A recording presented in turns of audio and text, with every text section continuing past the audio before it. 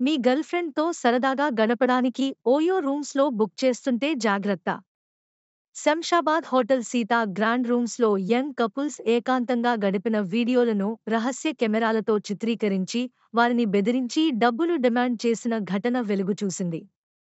Hotel నిర్వాహకుడు గణేష్, అశ్లీల వీడియోలను blackmail చేస్తూ డబ్బు కొట్టేస్తున్నాడు. పరువు పోతుందనే భయంతో కొన్ని జంటలు అడిగినంత డబ్బు ఇవ్వాల్సి వచ్చింది. అయితే, ఓ జంట తన సిమితిని మించిపోయిందని భావించి పోలీసులను ఆశ్రయించడంతో ఈ అజ్ఞాతముగ్ధం వెలుగులోకి వచ్చింది. పోలీసులు హోటల్లోని రహస్య కెమెరాలను స్వాధీనం చేసుకుని నిందితుడిని అరెస్టు చేశారు. అతనిపై కేసు నమోదు చేసి రాజీవ్ గాంధీ ఇంటర్నేషనల్ ఎయిర్పోర్ట్ పోలీసులు దర్యాప్తు ప్రారంభించారు.